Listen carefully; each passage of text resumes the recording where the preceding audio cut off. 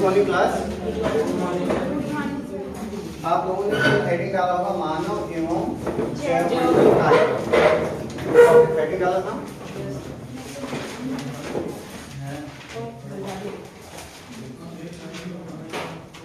यह जो कार्यक्रम था आपको बताया गया था यूनेस्को द्वारा किया गया था। किसके द्वारा?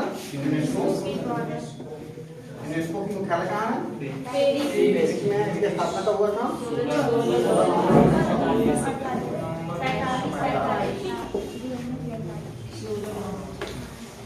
ठीक है। आप इसमें बताया जा रहा था कि यूनेस्को ने इस सम्मेलन को किया था 1971 में।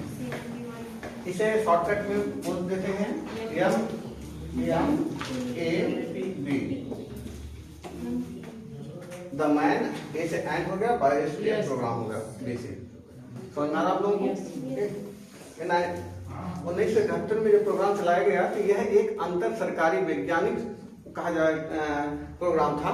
अंतर सरकारी का मतलब होता है, अंतर सरकारी देखते हैं बहुत सारी चीजें बोलते हैं। ये प्रोग्राम अंतर सरकारी प्रोग्राम था। ठीक, अंतर सरकारी।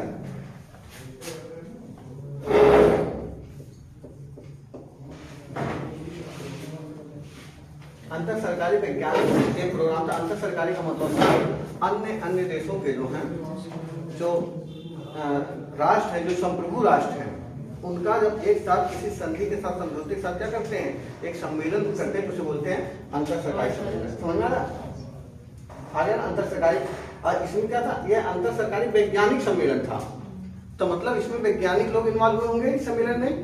यूनेस्को के मानव एवं जैवमंडल कार्यक्रम जो 1971 में किया, उसमें पूरे संप्रभु जो राष्ट्र थे, संप्रभु राष्ट्र मतलब समझ रहे होंगे आप लोग, जो क्या संप्रभु का मतलब क्या हो? जिसमें निर्णय लेने की स्वयं अपना अंतिम निर्णय लेने की क्षमता स्वयं में हो, किसी दूसरे पे निर्भर ना हो। ऐसे राष्ट्रों के जो वैज्ञानिक थे आपस में बैठकर एक सम्मेलन करते हैं, उसी का नाम पड़ता है मानव एवं जैवमंडल कार्यक्रम। इसमें बात किया जाता है कि हमें क्या करना चाहिए। जो इसका मेन उद्देश्य था, इसमें देखा गया कि जो हम क्या कर रहे हैं, राष्ट्रीय उद्यान बना रहे हैं, तो हम कई वनस्पतियों को, जीव जंतुओं को संरक्षित कर रहे हैं, तो वहाँ एक मानव भी तो पर्यावरण का अभिन्न अंग है, हम मानव को दूर कर दे रहे हैं। वहीं पे उसके बाद वाइल्ड लाइफ सेंचुरी बना रहे हैं। ठीक, वाइल्ड लाइफ सेंचुरी में जब बात कर रहे हैं तो उसमें भी क्या कर रहे हैं, मानव को विकसित करने के लिए, लेकिन बहुत कम आउटर एरिया पे। हाँ, अगर मानव और जीव जंतुओं के बीच में क्या होता है, संघर्ष तभी होगा जब आपके किसी से स्ट्रगल तभी शुरू हो जाएगा, संघर्ष तभी क्रिएट होगी जब आपका उसके बीच में मतलब एक तरह से कहा जाए कि दूरियां ज्यादा हो। जब पास आएंगे तो दूसरे को समझने लगते हैं, एक दूसरे के समझेंगे। तो इसीलिए कहा गया, वैज्ञानिकों ने सजेशन दिया कि हम क्या कर रहे हैं, एक ही पहलू पे ध्यान दे पा रहे हैं। हमें क्या करना चाहिए, ऐसा कोई उपाय निकालना चाहिए जिसमें मनुष्य भी, जीव जंतु, वनस्पतियों से लेकर सूक्ष्म जीवों तक का एक साथ संरक्षण किया जाए। हमें तो इसका क्वेश्चन आएगा, मानव एवं जैवमंडल कार्यक्रम में क्या उद्देश्य था? इसमें उद्देश्य था जो मानव और पर्यावरण है, इसमें जो आपस में संघर्ष चलता है, जैसे बाघ निकल गया किसी इलाके में तो जनता उसे पीट के मार देती है, और नहीं तो बाघ उसे खा जाता है। ठीक, या आप जंगल में जाते हैं तो आप उस जंगलों का शरण कर डालते हैं। समझना रहा है? ऐसी कंडीशन, इसे कैसे दोनों को एक साथ समायोजित किया जाए, एक साथ रखा जाए, दोनों पहलुओं को एक साथ, इस पे विचार करने के लिए सम्मेलन हुआ। इसके बाद ये सम्मेलन आगे बढ़ा। 1976 में यूनेस्को ने एक संकल्पना दिया कि पूरा विश्व अब क्या बनाए, जैवमंडल आधार बनाए। क्या बनाए? जैवमंडल आधार। आधार मतलब रिजर्व होता है, जैवमंडल नाम में बायोस्फीयर रिजर्व कहा गया। तो फिर बता, यूनेस्को ने एक प्रारूप भी दिया।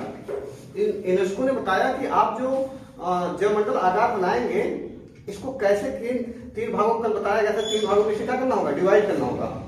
इसका एक जो होगा कोर एरिया होगा, एक कोर होगा। इसके बाद क्या होगा, बफर क्षेत्र होगा। सबसे लास्ट में क्या होगा, इसका संक्रमण क्षेत्र।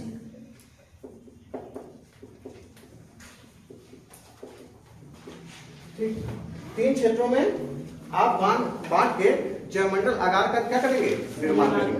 समझ में आ रहा है? इन तीनों क्षेत्रों में बताया कि जैसे देखिए अभी आप पढ़े थे किसी भी, चाहे राष्ट्रीय उद्यान पढ़े हों या वन्य अभ्यारण्य पढ़े हैं, उसमें मानव बस्तियां नहीं बसती थी। ठीक, राष्ट्रीय उद्यान में मानव गतिविधि पूर्ण रूप से प्रतिबंध है। ठीक, अब जब आप जा रहे हैं वन्य अभ्यारण्य में जा रहे हैं, वन्य अभ्यारण्य के आउटर एरिया पे पशुचारण आप कर सकते हैं, लकड़ियां तोड़ सकते हैं, सूखी लकड़ियां ले आ सकते हैं बाहर आउटर एरिया पे, बाहर वाले जो संक्रमण वाला एरिया है। लेकिन ये पहला ऐसा देख रहे हैं जो मंडल आकार जो संकल्पना आ रही है, इसमें मानव की बस्तियां भी बफर संक्रमण क्षेत्र में रहेंगी, मानव के आवास भी हो सकते हैं, यहाँ पे चारागाह भी हो सकते हैं, उनके खेत भी हो सकते हैं। समझ रहा है? इसके अलावा यहाँ पे आप क्या कर सकते हैं, यहाँ पे प्रशिक्षण दे सकते हैं। पूरा मतलब यहाँ पे संक्रमण क्षेत्र में बसावट भी रहेगी, बसावट रहेगी तो खेत खलिहान सब रहेंगे।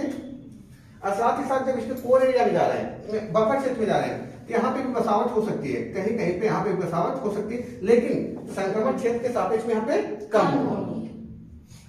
बफर क्षेत्र में ज्यादा यूज करते हैं क्योंकि यहाँ पे दोनों, यहाँ पे देखा जाएगा जीव जंतु वनस्पतियां और मानव तीनों का यहाँ पे तीनों आराम से मिलेंगे, ज्यादा मिलने की संभावना रहेगी, मानव भी रहेगा इधर से, वनस्पतियों का भी। तो बफर क्षेत्र में क्या करते हैं, शोध शिक्षा के लिए लोगों को प्रोग्राम चलाना, इससे संबंधित गतिविधियां कहाँ किया जाता है, बफर क्षेत्र। मनोरंजन के लिए भी खोल दिया जाता है बफर क्षेत्र, लेकिन कोर क्षेत्र इसका भी संरक्षण किया जाता है। इसका जो कोर क्षेत्र होता है उसमें क्या होता है, मानव गतिविधि क्या होती है, प्रतिबंधित होती है, वैज्ञानिक तरीके से ही क्या उसमें मानव गतिविधि कर सकता कोर क्षेत्र में, केंद्र में। ठीक, लेकिन पहला ऐसा मिला कि इसके आप बफर क्षेत्र में मानव बस्तियां मिल रही, समझ में आ रहा है? ये ऐसा क्यों, ऐसा इसलिए कि मानव जो बस्तियां बनाएगा वहां पे रहेगा तो उसका क्या हो जाएगा, नेचर के साथ संबंध स्थापित हो जाएगा, उससे नेचर का उसके ऊपर प्रभाव और उसका नेचर के ऊपर का प्रभाव पड़ेगा। दोनों में क्या होने लगेगा, सामंजस्य स्थापित करने के लिए क्या हो जाएंगे, दोनों बात हो जाएंगे, क्योंकि दोनों वहीं पे रहना है। तो क्या मानव गतिविधि करेगा कि जिससे नेचर प्रभावित होगी, और नेचर कौन सी गतिविधि करेगी जिससे मानव प्रभावित होगी, दोनों को इसके बीच ही कड़ी चूज करना होगा। ये तभी हो पाएगा हम उसके साथ हैं। कोई बहुत आप जैसे मानव है, कुत्ते को रखना शुरू किया, कुत्ता धीमे धीमे मानव की हर गतिविधि को समझना शुरू कर दिया, और जो जंगली कुत्ते वो नहीं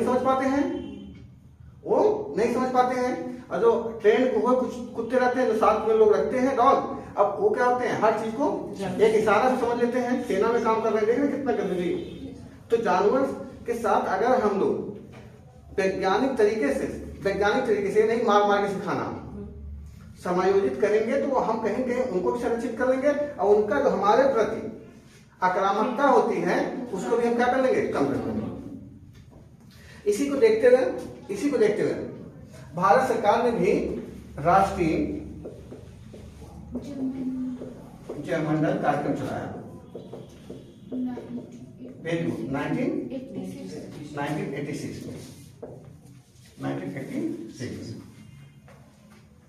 सुनना। इसके तहत अच्छा जयमंडल अभी तक देखोगे, जो अगर राष्ट्रीय उद्यान की बात करें या वन्य उद्यान की बात करें, इनके जो नामों का नाम इनकी स्थापना किसके हाथ में थी, राज्य सरकार के हाथ में। ये जयमंडल आगार जो होता ना, इसका नामकरण केंद्र सरकार करती। कौन करती है, केंद्र सरकार। क्या कौन करती है, केंद्र सरकार। समझ में आता ना आप लोगों को? इसमें इस भारत में राष्ट्रीय जयमंडल कार्यक्रम 1986 के तहत भारत ने धीमे धीमे क्या करना शुरू कर दिया, जयमंडल आगार बनाना शुरू किया। वर्तमान में भारत में जयमंडल आगारों की संख्या कितनी है, 18। कितना है, 18। ठीक, इसमें सबसे पहला जयमंडल आगार कौन था, नीलगिरी जयमंडल आगार पहला बनाया गया था। साथ ही साथ में यहाँ पे एक और आपसे क्वेश्चन, आपको टोटल 18 जयमंडल आगार हमारे हैं, लेकिन जो MAB, हाँ जो MAB की लिस्ट है उसमें भारत के 12 जो हैं इसमें लिस्टेड है। क्वेश्चन पूछेगा, मानव एवं जयमंडल कार्यक्रम के तहत भारत के कितने जयमंडल आगार इसमें लिस्टेड हैं, 12। अब पीसीएस में क्वेश्चन ऐसा बना दिया कि जयमंडल आगारों का नाम दिया, पूछा है कि कौन सा MAB में लिस्टेड है, तो आपको इसी पता चल रहा है कि आपको सभी को नाम पता होना चाहिए। और कुछ लोग जैसे एक बोल रहे थे कि सर उसकी अवस्थिति पूछता है, कुछ लोग जैसे आज नेशनल पार्क में पढ़ा रहे थे तो आप लोग कह रहे थे ना, अवस्थित जयमंडल आगार का पूछता है। अरे जैसे मैं कह रहा हूँ, अगर सिस्टम से क्लास लेंगे, नेशनल पार्कों की स्थापना, उसका स्थापना लिखवाएं कि कब कब स्थापना हुई थी, कहाँ कहाँ पाए जाते हैं, वहां पे कौन सी प्रजातियों के लिए पाए जाते हैं। और नेशनल पार्क कितने ज्यादा, उनका अवस्थिति नहीं पूछ सकती, उसका विस्तार काफी बड़ा होता है, ठीक। लेकिन जयमंडल अगर उतने बड़े विस्तार क्षेत्र में नहीं होते हैं, इसलिए इनकी अवस्थिति पूछ लेता है, कितने जिलों के साथ इनका टचअप है, ठीक। तो ये चीजें हम लिखवाएंगे, बता देंगे, जैसे जिनका जहां पूछता है वैसे कराएंगे। यही हमारे आप में अंतर है। जैसे आप राष्ट्रीय उद्यान का पढ़ना शुरू कर देंगे, एक ही राष्ट्रीय उद्यान में कई जिले समाहित हो जाएंगे। राष्ट्रीय उद्यान तो बहुत बड़ा विशाल एरिया होता है, नेशनल पार्क, जिसे जिम कॉर्बेट नेपाल तक टच करने लगता है, ठीक। तो लेकिन ये जो है जयमंडल आगार छोटे होते आइंदा क्वेश्चन बनाने वाला एक सोच सकता है कि मानव कितना सोच सकता है, कितना याद कर सकता है। तो इस पे ऐसे क्वेश्चन बनते हैं। जो जयमंडल है, जैसे आपका सुंदरवन है, ठीक, या नीलगिरी है, ठीक, ये सब, इन सब का विस्तार किन किन क्षेत्रों में है। पंचमढ़ी है, पंचमढ़ी जो लास्ट में लिस्टेड हुआ है इसमें, ये 12वां नंबर पे, ठीक। अब किस कौन से सन में कौन लिस्टेड हुआ है, इसको क्रमबद्ध तरीके से हम लिखवाते हैं, ठीक। लिखिए, पहले आप लोग ये डाल दीजिए, मानव एवं जयमंडल कार्यक्रम डाल दिए। देखिए, मानव एवं जयमंडल कार्यक्रम, मानव एवं जयमंडल कार्यक्रम MAB 1971 में यूनेस्को, 1971 में यूनेस्को का फुल फॉर्म बताइए, आप याद कर लीजिए। यूनाइटेड नेशन, ठीक है, इसे बताइए। हाँ, education, scientific and cultural organisation, very good, बहुत सही। ऐसे ऐसे धीमे धीमे आप सभी लोग कोशिश किया करिए बोलने के लिए, सभी लोग, जब कोई मौका मिले, क्योंकि आपको इंटरव्यू सबको देना है, एक आपका नॉलेज अंदर रहेगा। आप जब भी मौका मिले किसी सभी लोगों के बीच में आप भी बोलने की कोशिश, सही गलत कुछ भी करिए, लेकिन बोलिए, क्योंकि IAS पीसीएस का मतलब इंटरव्यू के चरण से आपको गुजरना पड़ेगा। चलिए, यूनेस्को द्वारा शुरू किया गया एक अंतर सरकारी वैज्ञानिक कार्यक्रम है। अंतर सरकारी समझना है ना, सब बता दिए तो पहले ही। अंतर सरकारी वैज्ञानिक कार्यक्रम है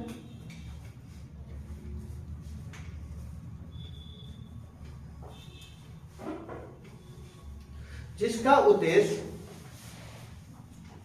उद्देश्य मानव एवं पर्यावरण के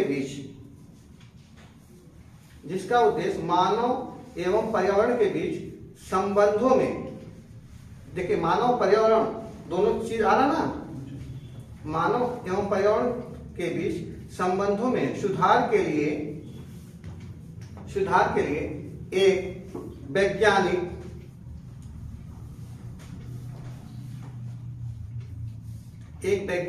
आधार स्थापित करना,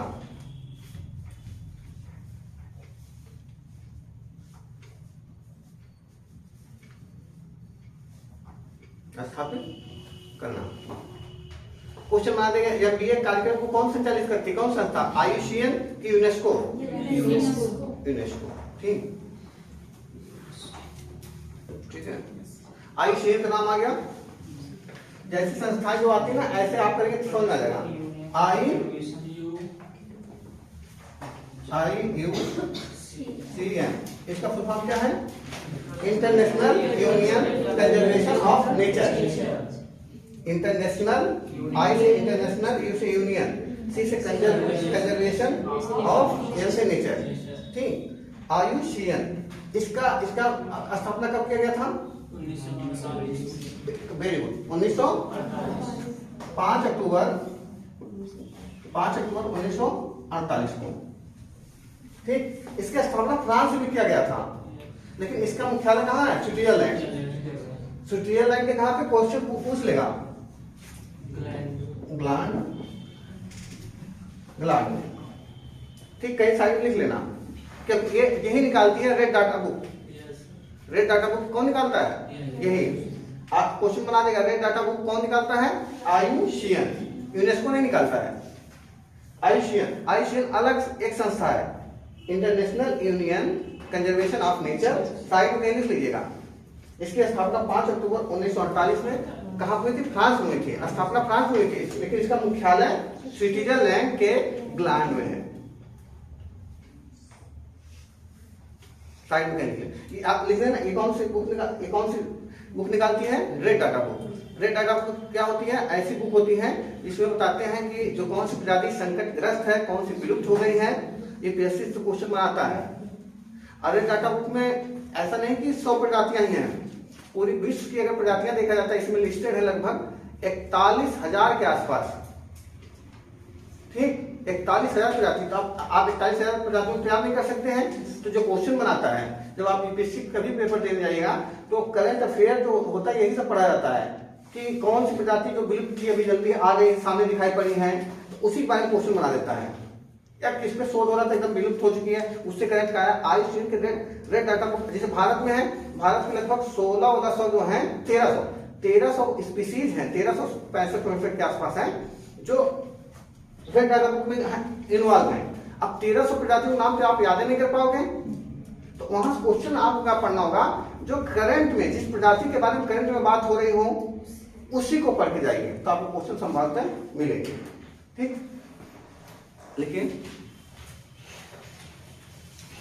देखिए एमएबी के कार्य, थोड़ा सा एमएबी के कार्य क्या होते हैं, क्या क्या काम करता है एमएबी।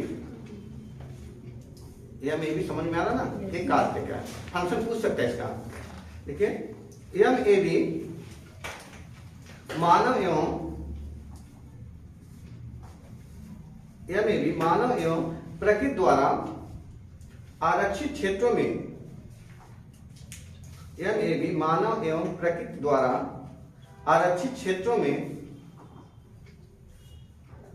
परिवर्तन के कारण मानव एवं पर्यावरण पर पड़ने वाले प्रभाव का आकलन करता है। मानव एवं पर्यावरण पर पड़ने वाले प्रभाव का आकलन करता है। दूसरा पॉइंट लिखें, 3 पॉइंट खाली लिख लीजिए मेरे में, थोड़ा मोटा मोटा पता चल जाएगा एमएबी क्या है, काम करता है।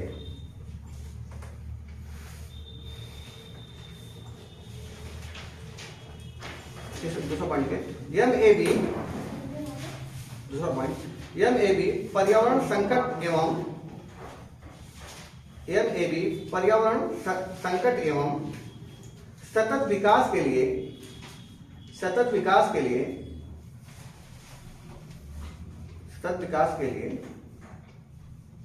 पर्यावरण शिक्षा को बढ़ावा देता है। सतत विकास से समझ में आ रहा होगा आपको।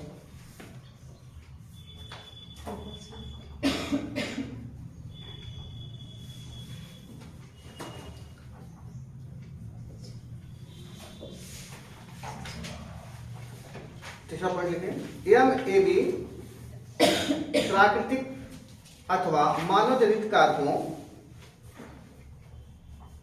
एमएबी प्राकृतिक अथवा मानव जनित कारकों का पर्यावरण पर पड़ने वाले प्रभाव का अध्ययन एवं बढ़ती पर्यावरणीय समस्याओं के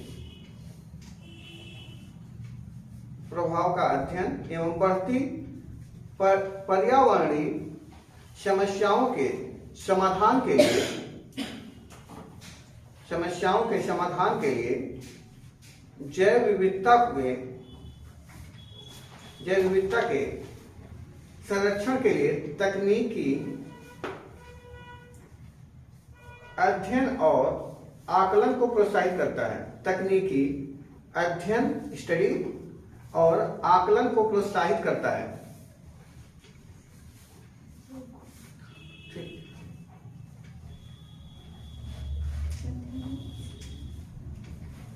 अध्ययन और आकलन को प्रोत्साहित करता है।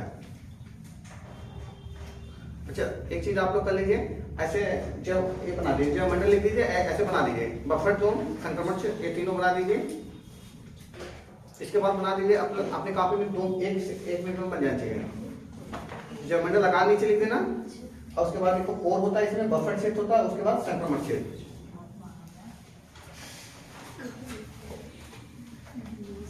यूनेस्को ने 3 जयमंडल आगार को यूनेस्को ने 3 कैटेगरी बांट दिया है, कहा 3 क्षेत्रों में से डिवाइड कर दिया है।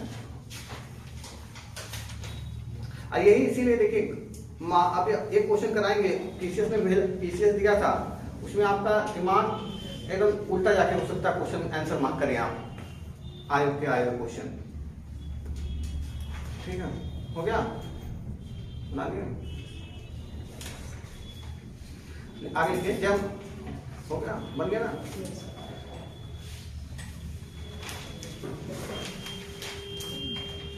क्रमबद्ध तरीके से हमेशा स्टडी नहीं करेंगे, काम खराब हो जाएगा। अभी हमने 3 टॉपिक पढ़ाया है, ठीक। और इसके आगे सब छोटे छोटे टॉपिक हैं, जैसे समुदाय आगार क्या होता है, संरक्षण आगार क्या होता है, ठीक, कंजर्वेशन रिजर्व या कम्युनिटी रिजर्व, ये सब क्या होते हैं, ये सब आराम आराम से छोटे छोटे टॉपिक, घबराइएगा मतलब कितना ज्यादा हो जा रहा है, उधर खाली एक कंसेप्ट चाहिए। ये हो गया, ठीक। लिखिए, जयमंडल आगार की संकल्पना, जयमंडल आगार की संकल्पना, पैराग्राफ चेंज करते हैं, हाँ। जयमंडल आगार की संकल्पना मानव एवं जयमंडल कार्यक्रम 1976 में विकसित हुआ, 1976 में विकसित हुआ।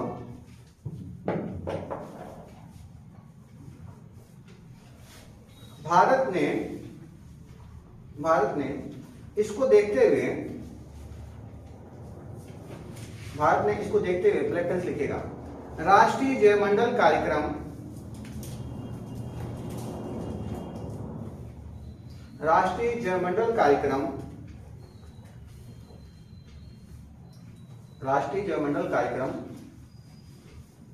1986 में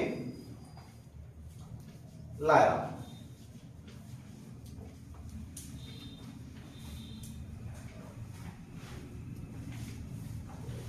हो गया, 1986 में लाया।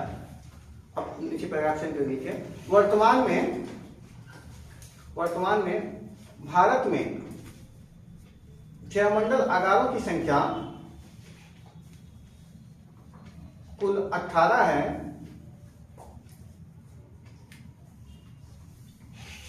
कुल 18 है।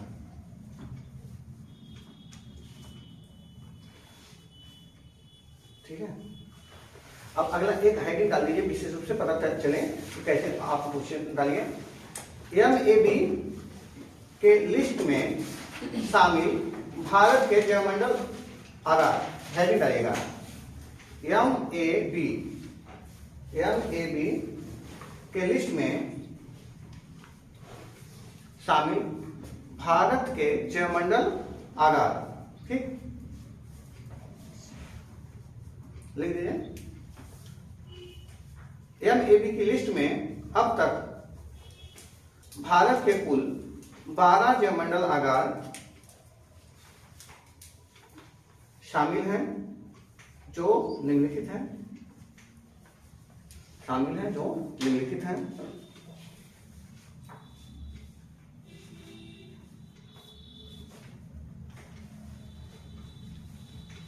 अब ऐसे एक खाना में आप वो कर दीजिएगा, आप लोग जैसे बनाइएगा, इधर लिखिएगा, जैसे लिखे जयमंडल आगार नाम जयमंडल आगार का क्या नाम है, ठीक। फिर यहाँ पे लिखेंगे वर्ष, किस वर्ष में उसमें शामिल किया गया, किस वर्ष में शामिल किया गया, किस वर्ष में शामिल किया गया। इसके बाद उनका स्थान कहाँ पे है, किस राज्य या केंद्र शासित प्रदेश में उनकी स्थान का, ऐसे बनाइए 3। ये पहले लिखेंगे नाम जयमंडल आगार का, फिर वर्ष, किस वर्ष में उसे शामिल किया गया है, एक ताकि के सामने वर्ष डाल दीजिएगा। फिर केंद्र सरकार, केंद्र शासित प्रदेश या राज्य कहाँ पे है, जिस स्थान में उनकी अवस्थिति है, इनकी अवस्थिति पूछता है, ठीक है। पहले लिखिए आप लोग, नाम है नीलगिरी, इसको शामिल किया गया 2000 में, पहला यही शामिल किया गया था। नीलगिरी इसको शामिल कब किया गया? 2000 में। 2002 कौन बोला? 2000 में। हमने कहा कैसे डाल इतना कॉन्फिडेंस है, सुमन बोल दी, हम ही घबरा गए। कैसे 2000 में? ठीक हो गया। अब ये कहाँ है? तमिलनाडु राज्य के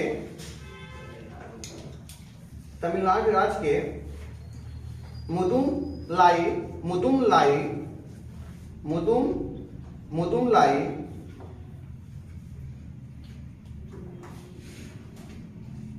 मपूथी लिखा है, लिखो ये सब लिखना पड़ेगा। मपूथी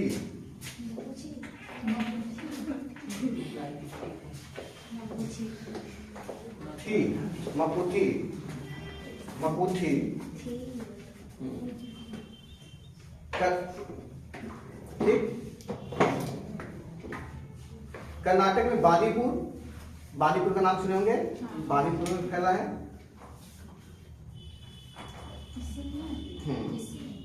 इसी में इसका कई जगह बादीपुर, नागरहोल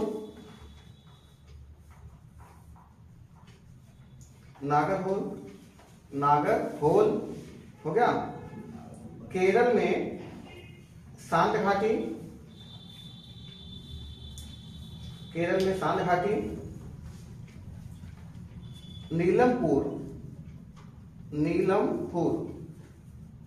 नीलम में जो माँ रहेगा आधा लगा देना, नीलमपुर। और सिरुवानी पहाड़ी क्षेत्र, सिरुवानी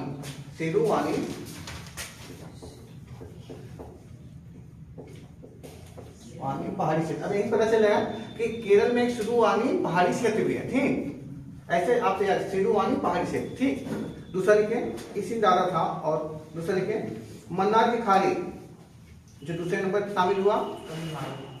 मन्नार की खाड़ी, बिल्कुल। मन्नार की खाड़ी कहाँ पे है? तमिलनाडु में। कब शामिल हुआ? 2001 में। कब? 2001 में।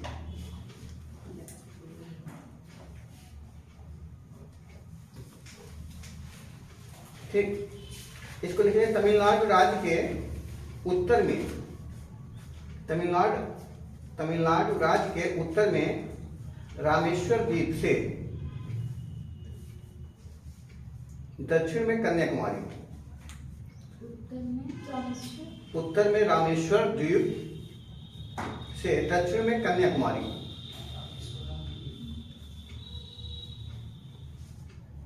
रामेश्वर द्वीप से दक्षिण में कन्याकुमारी। ठीक, आपको रामेश्वर द्वीप यही पता चलेगा तमिलनाडु में है। ठीक, इतना पता होना चाहिए। ऐसे करिए, कोई एक साथ होंगे। अब देखिए सुंदरबन, 2001 में सुंदरबन को भी ऐड किया गया था। सुंदरबन डालिए 2001 में। आप डाल देंगे इसको पश्चिम बंगाल में। गंगा स्थान लिखे, गंगा एवं ब्रह्मपुत्र डेल्टा।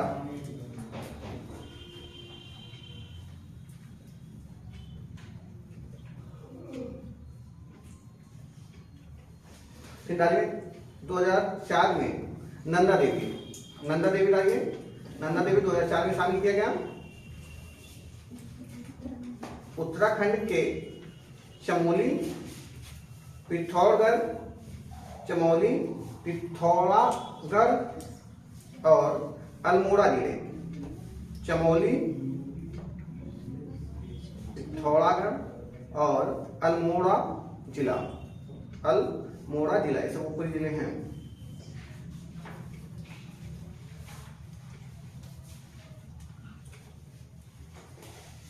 ठीक है, अब डालिए नोकरेक। ये कहाँ पे है? मेघालय। 2009 में। कब शामिल किया गया? 2009 में।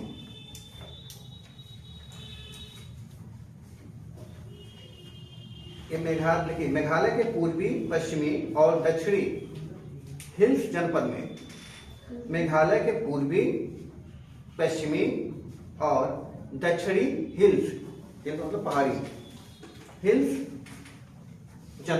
जनपद।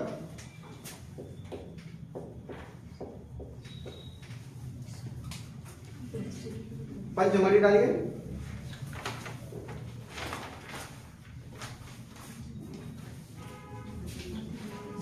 पंचमढ़ी कब 2009 में। पंचमढ़ी कहाँ पे है? मध्य प्रदेश। ठीक, देखिए मध्य प्रदेश के बैतूल, होशंगाबाद, मध्य प्रदेश के बैतूल, होशंगाबाद और छिंदवाड़ा जिले के भाग हैं।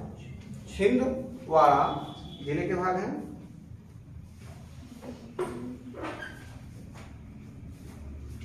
सिमलीपाल डालिए, सिमलीपाल 2009 उड़ीसा में, वेरी गुड। सिमलीपाल 2009 में, 2009 में उड़ीसा। उड़ीसा कहाँ पे? मयूरभंज, मयूरभंज।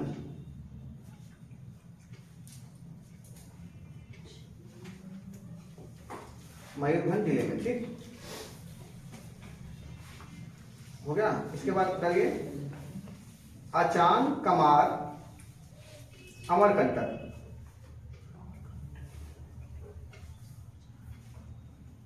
अचान कमार अमरकंटक कहाँ पे है? किस प्रदेश में? मध्य प्रदेश। 2012 में शामिल किया गया इसको। और मध्य प्रदेश के अनूपपुर और डिंडौरी जिले,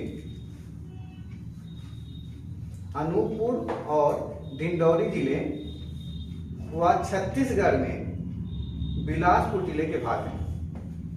थोड़ा इसे पढ़ लेना क्योंकि क्वेश्चन पूछ चुका है इस पे। ऐसे मध्य प्रदेश के अनूपपुर और डिंडौरी जिले व छत्तीसगढ़ में बिलासपुर जिले के भाग हैं।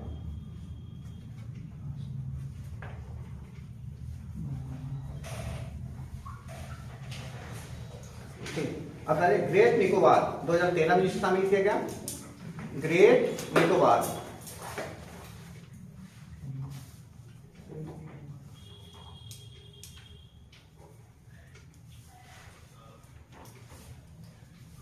इसको लीजिए। अंडमान और निकोबार द्वीप समूह के, अंडमान और निकोबार द्वीप समूह के दक्षिणतम द्वीप समूह, दक्षिणतम द्वीप समूह।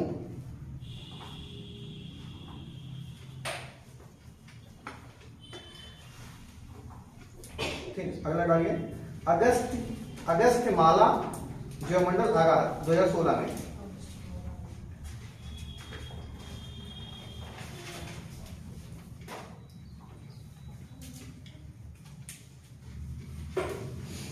तमिलनाडु में कन्याकुमारी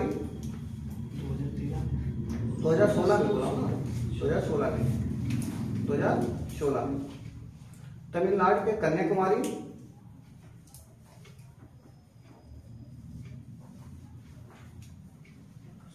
तथा तिरुनेलवेली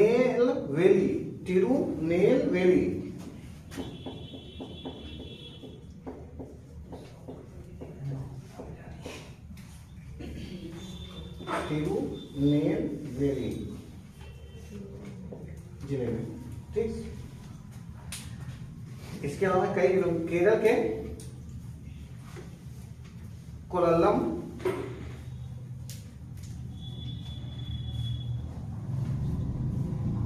तिरुवनंतपुरम,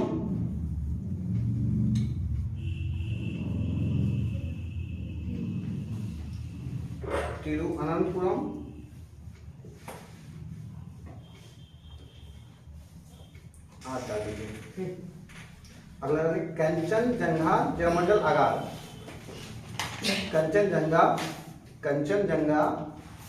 ज्योमंडल आगार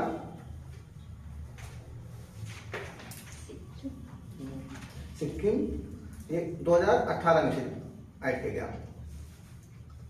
सिक्किम राज्य के उत्तर एवं पश्चिमी जिले के भाग, सिक्किम राज्य के उत्तर एवं पश्चिमी जिले के भाग। सबसे लास्ट में 2020 में ऐड किया गया है पन्ना।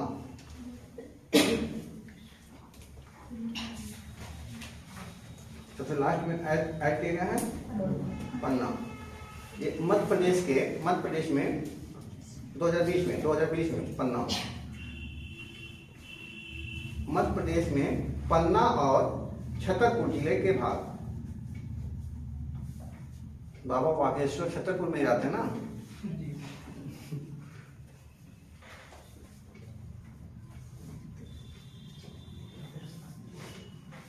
ठीक, इसके अलावा ये तो हो गया, आपके 12 हो गए होंगे। ठीक, इसके अलावा जो 6 और छूट रहे हैं उनको अलग से लिख लीजिए और समझ लीजिए ये तो 12 रहेंगे भारत में लिस्ट है, और 6 क्या और अलग, तो और 6 अलग लिख लेना, उसको मत डाल लेना कि हम एक ही लिस्ट में है। ठीक, ये अब भारत में कौन कौन से हैं, ये तो 12 रहेंगे ही, 6 जो नहीं लिखवाए हैं वो लिख लो। इसके अलावा 6 अन्य जो इस लिस्ट में नहीं है, ऐसे लिख लेंगे तो समझ में आ जाएगा।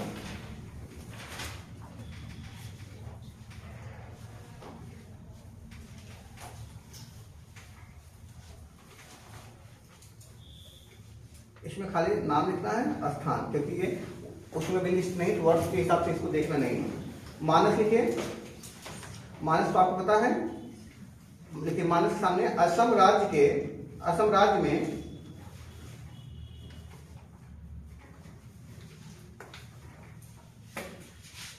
कामरूप और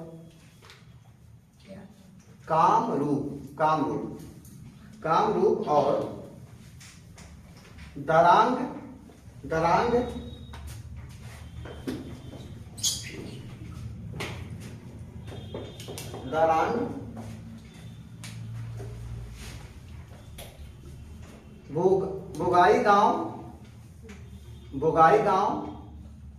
बोगाई गांव,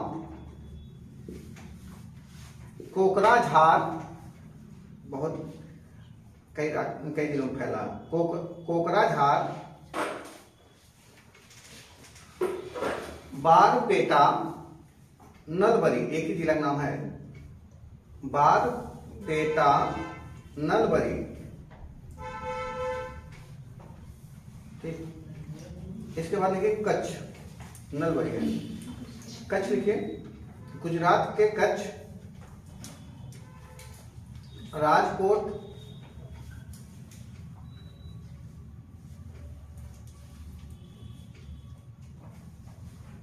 गुजरात के कच्छ, राजकोट, सुरेंद्रनगर और पाटन जिले के भाग हैं,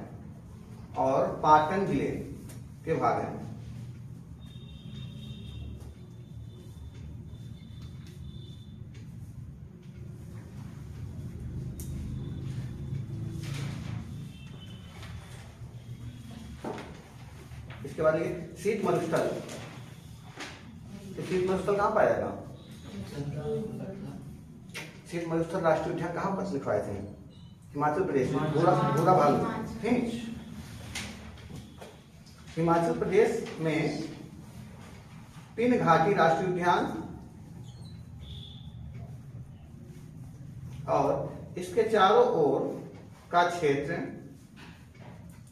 हिमाचल में पिन घाटी राष्ट्रीय उद्यान, पिन घाटी राष्ट्रीय उद्यान और इसके चारों ओर का क्षेत्र, चंद्रताल,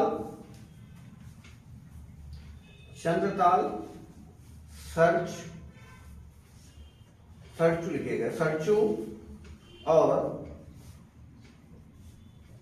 किब्बर वन्यजीव अभ्यारण्य,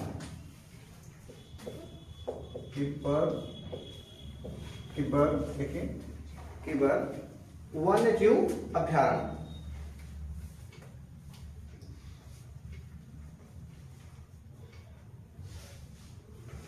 अब लिखिए अगला, शेषाचलम, मंडल लगा लीजिएगा, शेषाचलम कहाँ पे होगा? आंध्र प्रदेश में। कहाँ पे? आंध्र प्रदेश में चित्तूर एवं कडप्पा जिले के आसपास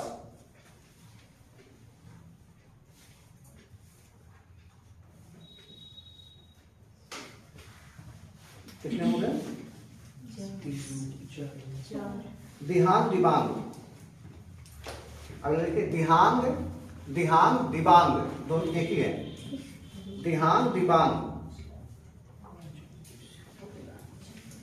अरुणाचल प्रदेश में अपर सियांग, अरुणाचल प्रदेश में अपर सियांग, पश्चिमी सियांग और दिबांग घाटी जिले के भाग। अपर सियांग, पश्चिमी सियांग, सियांग,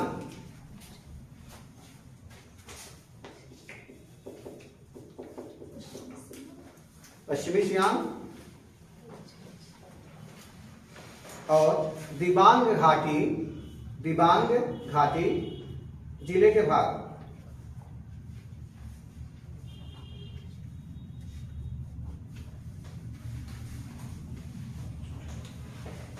कितने हो गए? एक बचा है ना भाई। अब इसको लिखो डिब्रू, डिब्रू सैकोवा, इस एक ही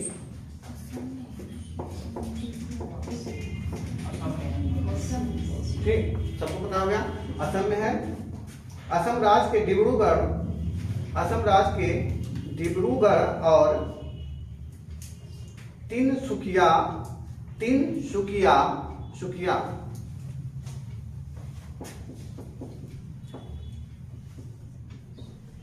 तिनसुकिया जिले में, तिनसुकिया जिले में।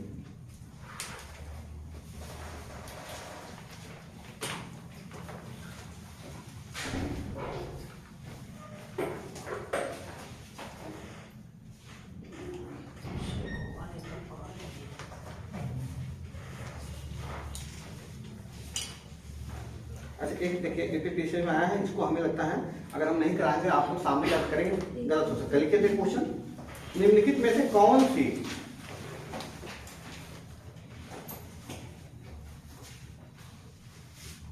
निम्नलिखित में से कौन सी जैव विविधता के संरक्षण के लिए महत्वपूर्ण रणनीति है? एपीपीएससी प्री 2013 पूछा था। निम्नलिखित में से कौन सी जैव विविधता के संरक्षण के लिए महत्वपूर्ण रणनीति है?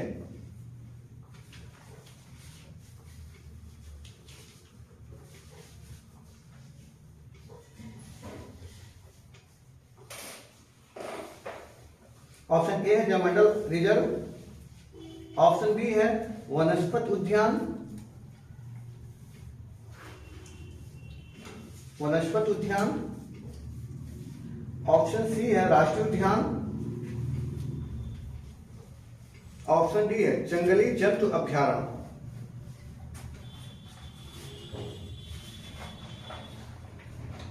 जंगली जंतु अभ्यारण्य। देखिए अगर इस पर डिस्कशन नहीं किया होता तो क्वेश्चन आते आप राष्ट्रीय उद्यान के बारे में जान रहे हैं, सब कुछ जान रहे हैं। अगर इसमें से कौन बेस्ट है जैव विविधता के संरक्षण के लिए?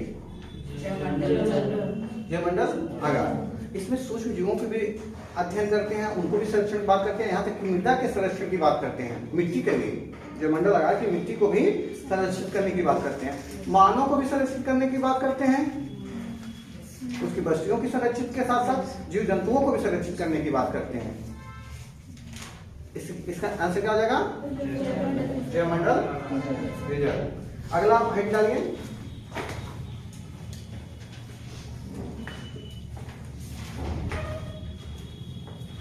भारत के पवित्र उपवन बहुत इंपॉर्टेंट है, आपको लगेगा ये नहीं कि पवित्र उपवन क्या है, क्वेश्चन ये पूछेगा लोकल नाम इनके क्या है। जैसे गुम्पा, गुम्पा वन क्वेश्चन दे देगा, एक मिलान करने के लिए गुम्पा वन आइए से बना सकता है, गुम्पा वन कहाँ का पवित्र उपवन है, ऐसे बनेंगे ठीक। लोकल नाम ये पवित्र उपवन के बारे में आप लोगों को सभी पता है। पवित्र उपवन को आयुषियन भी कहती हैं, आयुषियन भी मान्यता देती है पवित्र उपवन को। पवित्र उपवन आपको बताया गया कि ऐसे वन होते हैं, ऐसे पर्यावरण पारिस्थितिक क्षेत्र होते हैं जो लोगों के आस्था से जुड़े होते हैं। किससे जुड़े होते हैं? आस्था से। यहाँ तक कि आप लोग गांव में भी होंगे, सभी लोगों के यहाँ पवित्र उपवन होंगे। इसमें क्या होता है कि इसमें अगर आप देखते हैं हमारे यहाँ एक हमारे जस्ट हमारे गांव में ही पड़ता है, बहुत बड़ा जंगल है ठीक, तो वो होगा कम से कम 10-20-30 बीघे में ऐसे फैला होगा, लेकिन वहां पे वो पवित्र उपवन इसलिए है, आप समझ में आता पवित्र उपवन क्यों है, क्योंकि वहां पे एक ब्रह्म बाबा का स्थान है, बीच में एक पेड़ है, उसे लोग कहते हैं ब्रह्म बाबा का स्थान है। और उसमें से कोई भी इतना आस्था जुड़ा हुआ है कि कोई उसमें से एक लकड़ी भी नहीं लेता है। लोग कहते हैं ले गए, अगर खाना बनाने के लिए ले जाएंगे तो उनका खाना ही खराब हो जाएगा कोई पेड़ काट के लगाएगा तो उसके घर में कहीं लगाएगा तो उसे आग लग सकती है। यही है पवित्र उपवन। जो आस्था से जुड़े होते हैं, आस्था से जुड़े होने के कारण उसमें से एक सूखी लकड़ी भी लोग यूज नहीं करते हैं। ऐसा नहीं कि सभी उपवन में, सभी पवित्र उपवन में ऐसा नहीं, लेकिन अधिकांशतः है जो पवित्र उपवन होते हैं उसमें लोग क्या करते हैं, इतना आस्था से जोड़ लेते हैं। खासकर जनजातियां, जैसे जनजातियां, जैसे बिश्नोई समुदाय है, जनजाति है बिश्नोई, या ये क्या होती है, खेजड़ी, खेजड़ी वृक्ष को क्या करती है, इतना पवित्र मानती कि उसकी टहनियों को भी नहीं तोड़ते। अपने यहाँ ये देखिए कुछ वृक्ष हैं, उनको पवित्र उपवन की, वृक्षों को पवित्र उपवन की श्रेणी में रख लेते हैं। वृक्षों को पवित्र, ये नहीं उसे कहते पवित्र उपवन। जैसे आप पीपल का पेड़ काटना चाहते हैं, वो जोड़ दिया गया आपके आसपास। आम का पेड़ नहीं, जो फल देने वाले हैं, कहा जाता है अगर इनको आप हरे हैं काटेंगे तो आपका विनाश होगा, आपकी पुष्ट खत्म हो जाएगी।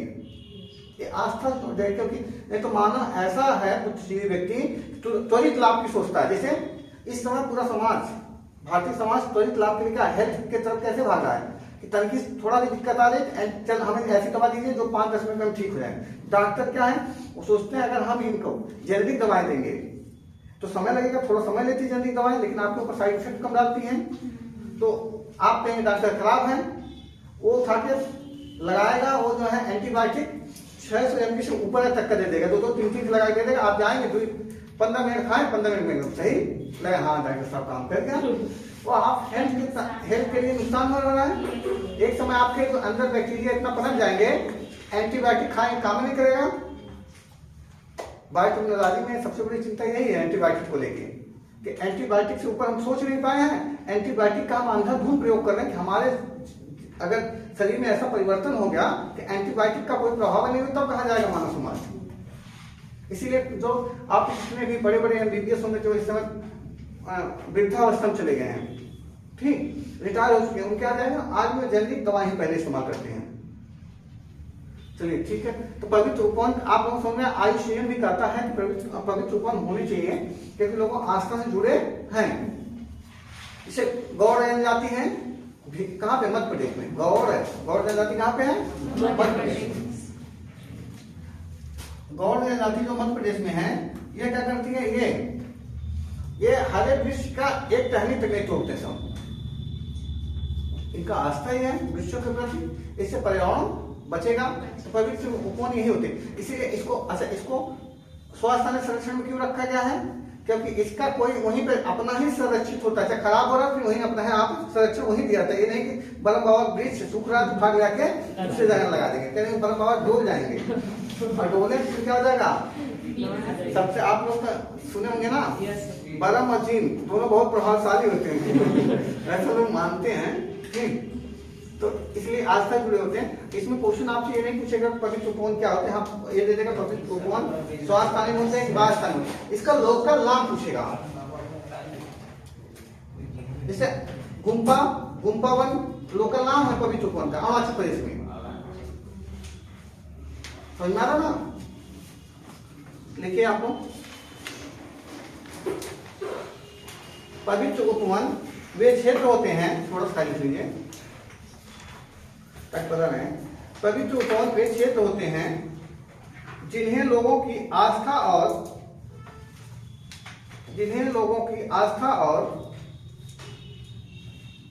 उनके प्राकृतिक लगाव के कारण संरक्षित किया जाता है।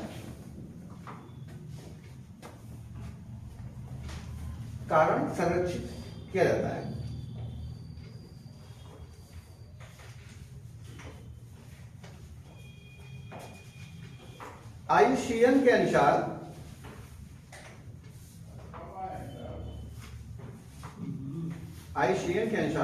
पवित्र उपवन, IUCN का समझ रहे ना, international union federation of nature. इसका मुख्यालय कहाँ है,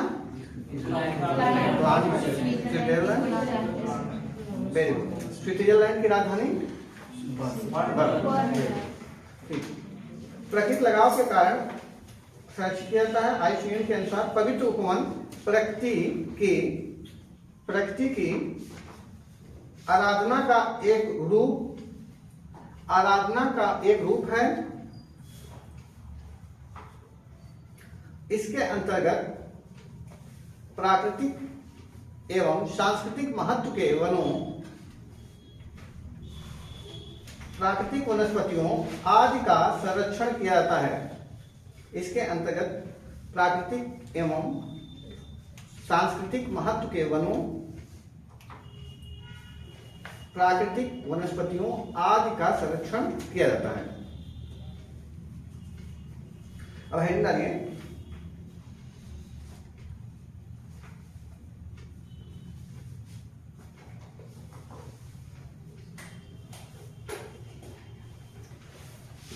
भारत में पवित्र उपवन के स्थानीय नाम, ये इंपॉर्टेंट है आपके लिए, तो वो भी पीसीएस, इस समय का जो ट्रेंड है पीसीएस का, आईएएस के लिए।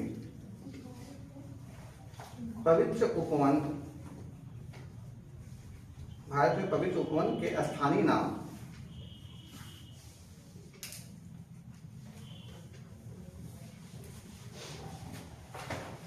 बड़ा नाम दिया है इन सबका, बेसिक अजीब चाहिए।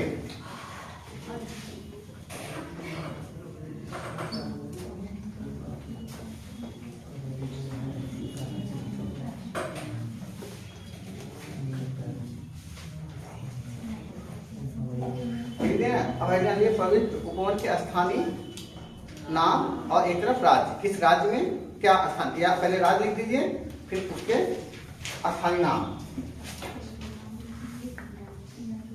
पहले राज्य लिख दीजिए फिर स्थानीय नाम। क्वेश्चन बनाएगा यहाँ से।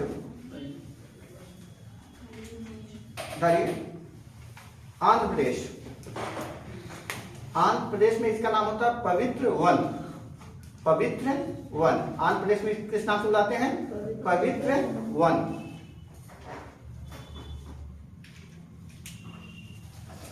अरुणाचल प्रदेश में गुम्पा वन, अरुणाचल प्रदेश में इसको किस नाम बोलते हैं? गुम्पा वन। अरुणाचल प्रदेश में गुम्पा वन। गोवा, गोवा में इसका स्थानीय नाम है देवराय, और दो नामों बुलाया जाता है, देवराय भी और पन, पन, पन और देवराय, देवराय गोवा में, देवराय पन। झारखंड में लिखिए, झारखंड में सरना, शरणा, शरणा, ठीक। कर्नाटक में देवारा कांडू, देवारा कांडू, देवारा कांडू झारखंड में, देवारा कांडू कर्नाटक में लिखिएगा, देवारा कांडू, कांडू कर्नाटक में। सरना कहाँ लिखे आप लोग? ठीक है। केरल में लिखिए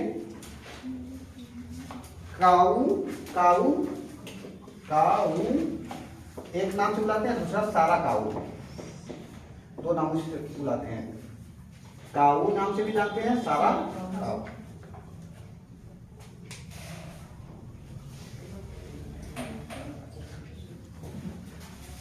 महाराष्ट्र लिखिए, महाराष्ट्र में इसको बोलते हैं देवराय, देवराय और देवगुड़ी,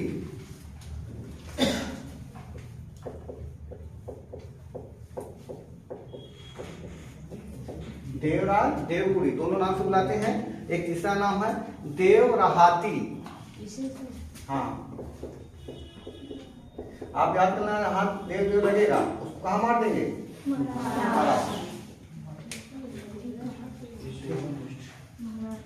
मणिपुर में लिखिए, मणिपुर में गम खाप, गम खाप, गम खाप, गम खाप और मौहाक, मौहाक, ये सब इसका स्थायी नाम है। याद नहीं करो, करना पड़ेगा। हो गया? मेघालय में लिखिए, एक कॉमन कर लीजिए मेघालय में सब में है कीला, कीला लिंग दो, कीला, कीला लिंग दो, कीला लिंग, कीला लिंग दो। दूसरा इसी को वही को बुलाते हैं दूसरे नाम से कीला कितंग, कितंग, कितंग खाली लगा देना, कितंग, कीला कितंग, ऐसे ऐसे नाम है। अब ऐसे ऐसे नाम वो खोजती है। कीला, फिर अगला है कीला नियाम, तीन नामों से बुलाते हैं, नियाम लिंग दो, ठीक, और कितंग। उड़ीसा में, उड़ीसा में क्या जहेरा, जय, तुम लोग सोच रहे मोहन सोहन ऐसे नहीं आएगा, बी बाबा नहीं आएंगे। जहेरा ठाकुर रामा, जहेरा ठाकुर रामा, एक ही नाम है ठाकुर रामा, ठाकुर रामा। राजस्थान में लिखिए तुम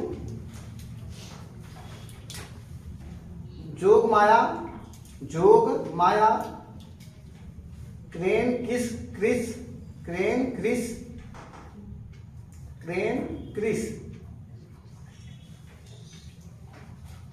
ओरांस, ओरांस। अब आपको याद करना है कैसे करें, ओरांस, ठीक। उत्तराखंड में लिखिए सर एक कई उपाय है। क्या हुआ? अरे एक कई उपाय है कि जो पेपर बना रहे ऊपर उसी को याद किया। उत्तराखंड देवभूमि, देवभूमि, एक दो याद होगा मिलान करने के लिए देगा, एक दो याद होगा तो अपने आप सेट हो जाएगा।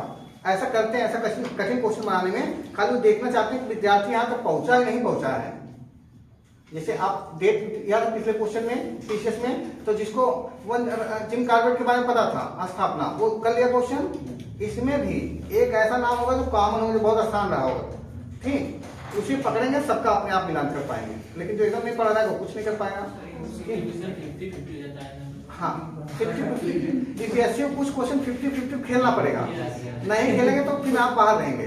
नहीं सर, मतलब एग्जामिनर भी अब यही सोच रहा है ना सर कि दो ऑप्शन कॉमन कर दिया जाए। हाँ दो ऑप्शन मतलब जैसे मिलान करने दे दिया तो उसमें 4-4 2-2 कॉमन कर देगा, अब बचा 2 में।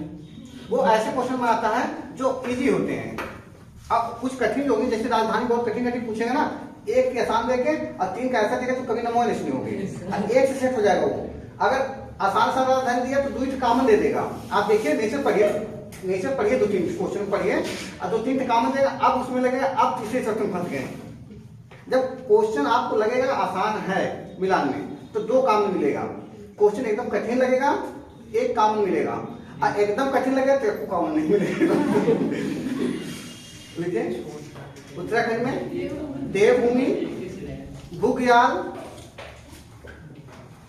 बुग्याल, ये अल्पाइन वन होते हैं। अल्पाइन वन तो समझ में आया, बुग्याल, ये अल्पाइन वन होते हैं। अल्पाइन वन का मतलब बताइए, ऊंचाई पे, खाली जगह पा जाते हैं, ऊंचाई पे, ठीक, जहाँ ठंडा होगा।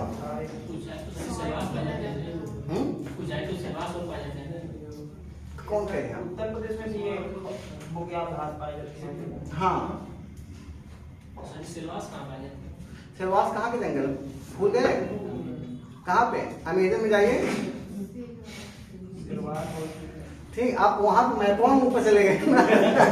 जो पर्वत पे अल्पाइन क्षेत्र है जहाँ तापमान क्या हो जाएगा, अल्प हो जाएगा, कम हो जाएगा, ठीक, बहुत मुलायम मुलायम पाए जाते हैं। यहाँ पे अल्पाइन क्षेत्रों में अगर कोई उद्योग डेवलप हो सकता है, पेपर इंडस्ट्री, यहाँ के कैसे होंगे, सूर्य का प्रकाश संश्लेषण कम होगा, ठीक, तो मुलायम पौधे होंगे, ठीक, और उनकी टांगे ऐसे रहती ताकि बर्फ गिरे तो फिसल जाए, ठीक। आगे लिखिए पश्चिम बंगाल,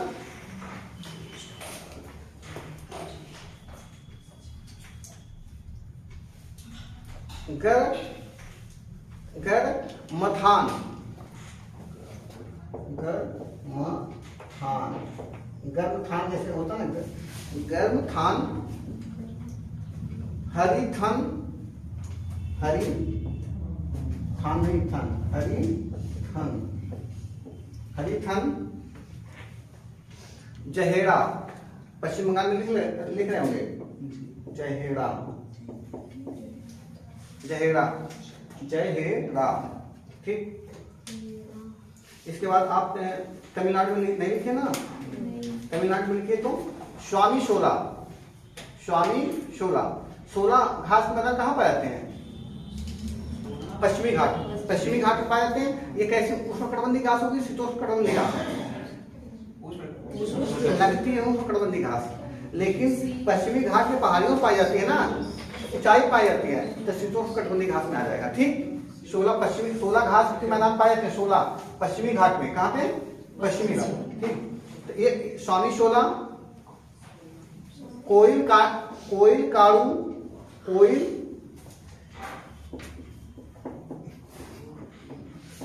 जैसे आप लोग इतना देख लिए ना, इसी से आपका क्वेश्चन सॉल्व हो जाएगा। कोयल काड़ू, कोयल काड़ू, ठीक। अब देखिए यहीं पे है, तमिलनाडु के पास में पुदुचेरी है ना, तो वहां पे लिख लीजिए वहां पे भी वहां पे कोविल काड़ू बोलते हैं इसको, कोविल काड़ू। काम खत्म हो गया, टेंशन मत लो, इतना है जगह पे इसको तुम्हें कोविल काड़ू।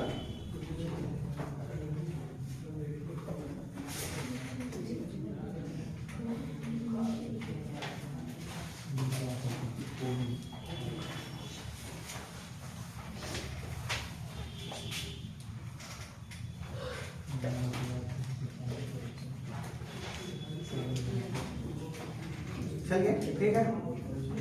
इसके बाद आप लोग निकालिए संरक्षण आगार,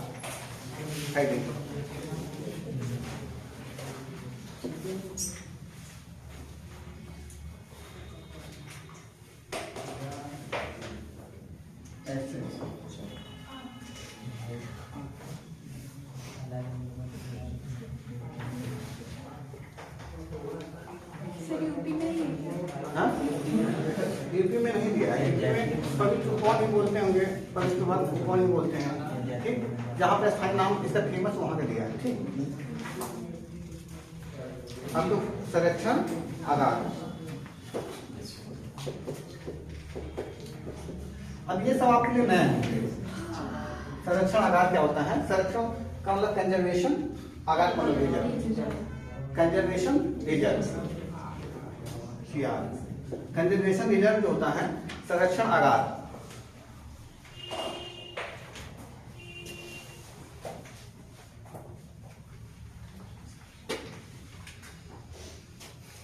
संरक्षण आगार क्या होता है? एक संकल्पना दिया गया जो भी अब देखा जा रहा था, अब देखते हैं। अब देखिए संरक्षण आगार तभी समझ पाएंगे जब राष्ट्रीय उद्यान समझ लिए, ठीक।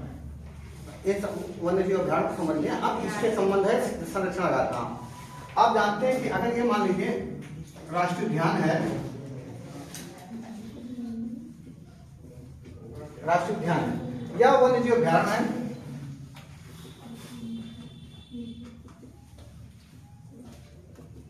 अभ्यारण्य है, राष्ट्रीय उद्यान या वन्य जीव अभ्यारण्य होगा, इससे सटे हुए जो इलाके होते हैं, अब जैसे ये सब है, आप देखिए रेलवे जाती है, आप देखिए रेलवे ट्रैक ऐसे जा रहा होता है, रेलवे इसके बगल में ऐसे खंभे लगे होते हैं, तार लगा होता है, ये रेलवे घूम रहती है, खाली घूम जाती नहीं रहती है। या आप पूर्वांचल एक्सप्रेस वे गए होंगे, पूर्वांचल एक्सप्रेस वे से जा रहा है, उसके बगल में यहाँ पे इतनी जमीन खाली दोनों तरफ से बची हुई है पूर्वांचल एक्सप्रेस वे की, है? ऐसे जो कोई भी अगर राष्ट्रीय उद्यान वन्य जीव अभ्यारण्य क्षेत्र होता है, तो उसके आउटर एरिया पे सरकार की जो भूमि होती है, राज्य की जो भूमि होती है, राज्य के अधिकार में जो भूमि होती है, उस भूमि को, जैसे इसके जो अब राष्ट्रीय उद्यान है, इसके आसपास यहाँ तक भी मान लीजिए राज्य सरकार के नियंत्रण में है। राष्ट्रीय उद्यान या वन्य जीव अभ्यारण्य के बाहर और की जो जहां तक किसकी भूमि होती है? राज्य के अधीन जो भूमि है, राज्य सरकार के अधीन जो भूमि होती है, वहां पे उन क्षेत्रों को, इन एक बीच वाले क्षेत्र होते हैं, यहाँ की प्रजातियों को अच्छा, जैसे आप कहा जाए आप आईएएस बन जाइए, आपको मरुस्थलीकरण कहीं पे बढ़ रहा है, उसे रोकना है। मरुस्थलीकरण को रोकना है ना। जब मरुस्थलीकरण का प्रसार हो रहा है, मरुस्थलीकरण का मतलब मृदा किधर कन्वर्ट हो रही है, मरुस्थलीकरण मर रही है, उर्वरता खो रही है। ठीक, ऐसे देखें मरुस्थलीकरण बढ़ रहा है, मरुस्थलीकरण को रोकना है। तो आप क्या बीज शुरू करेंगे, पहले आप क्या करेंगे, मरुस्थलीकरण, मान लीजिए मरुस्थलीकरण बढ़ रहा है, ये मान लीजिए आप आईएएस बन के गए हैं, ये मरुस्थल का क्षेत्र है, अब चारों तरफ फैलेगा, प्रसार करने की कोशिश करेगा। इसको अगर हमें रोकना है, हमें ये जो किनारे किनारे होंगे वृक्षारोपण कराना होगा।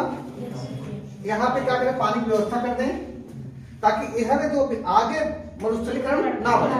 और जब यहाँ पे वृक्ष लगेंगे, यहाँ पे पानी आ जाएगा, तो धीमे धीमे ये पार्ट आगे वाला उर्वरता बढ़ता जाएगा।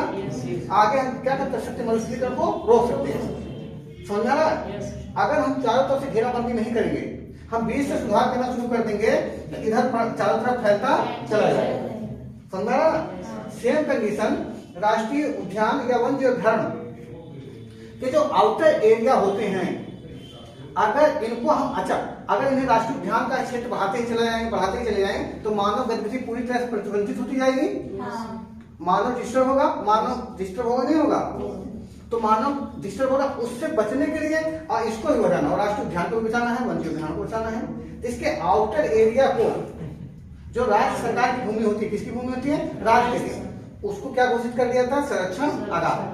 संरक्षण आगार से घोषित करने से एक फायदा होता है, उसमें आप कोई भी जो गतिविधि होगी, मानवीय गतिविधि होगी संरक्षण आगार में, जैसे मानव जाएंगे पशुचारण करने जाएंगे यहाँ पे संरक्षण आगार में, ठीक, वहां से अगर सूखी लकड़ियां हैं तो संरक्षण आगार से ले लेंगे, संरक्षण आगार में से सूखी लकड़ी भी ला सकते हैं, ठीक, लेकिन मनमानी नहीं कर सकते हैं। समझ आ रहा है कि मनमानी दोहन हरी पेड़ काट के लिए चले जा रहे हैं, ऐसा कुछ नहीं कर सकते हैं। इसलिए ऐसी संकल्पना लाई गई संरक्षण आगार की। समझना? सबसे पहला संरक्षण आगार बना तिरुविदाई मारू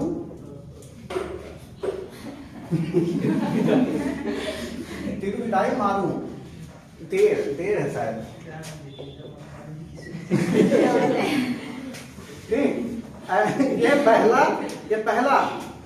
संरक्षण आगार बना है। इस समय भारत में संरक्षण आगार की संख्या कितनी हो गई है, 105।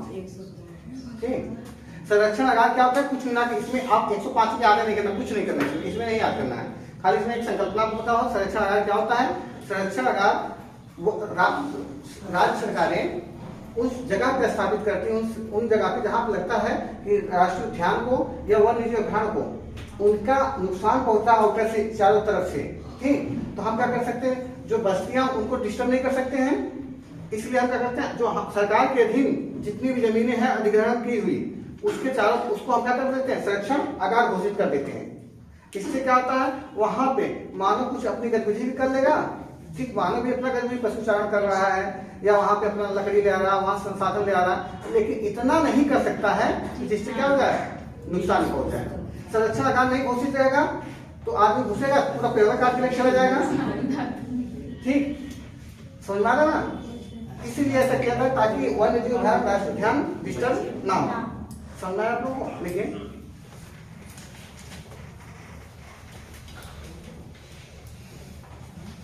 संरक्षण आगार समझ में आएगा।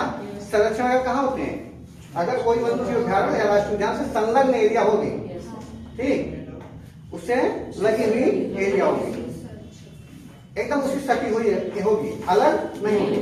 और जो भूमि होगी किसकी होगी, राज्य सरकार की होगी, ठीक, वहां पे स्थानीय समुदाय जा सकते हैं।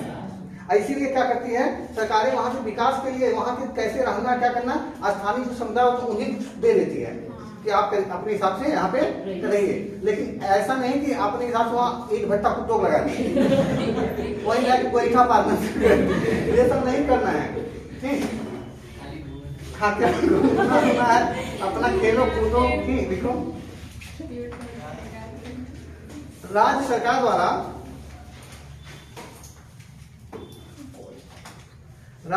द्वारा अधिकारित भूमि क्षेत्र, अधिकारित भूमि क्षेत्र जो राष्ट्रीय उद्यान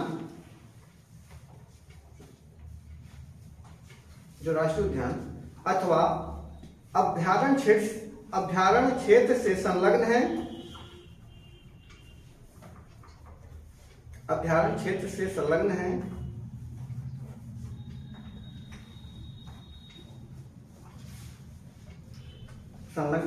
स्थानीय समुदाय से विचार विमर्श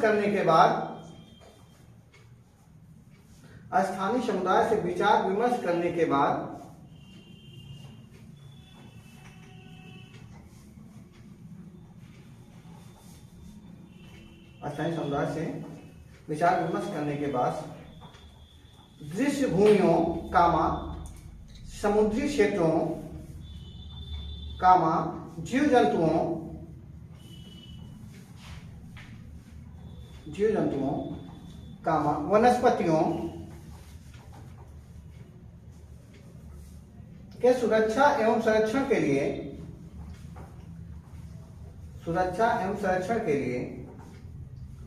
संबंधित क्षेत्र को संरक्षण आगार घोषित कर देती है। सुरक्षा एवं संरक्षण के लिए संरक्षित क्षेत्र को संरक्षण आगार घोषित कर देती है।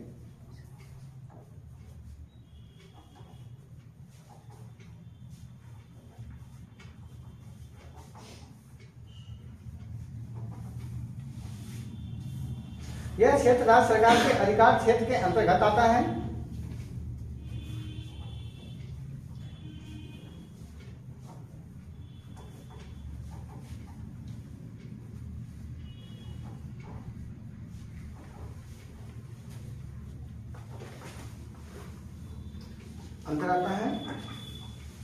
भारत में वर्तमान समय में कुल 105 संरक्षण आगार हैं।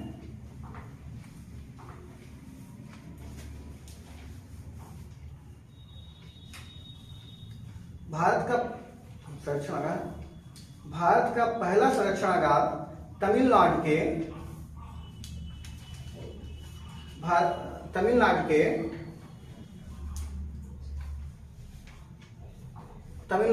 तमिलनाडु में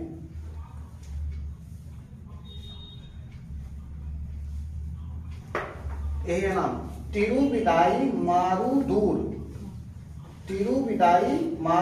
तुम्हारी विदाई है, हमारी दूर। तिरुविदाई-मारुदूर संरक्षण आगार घोषित किया गया।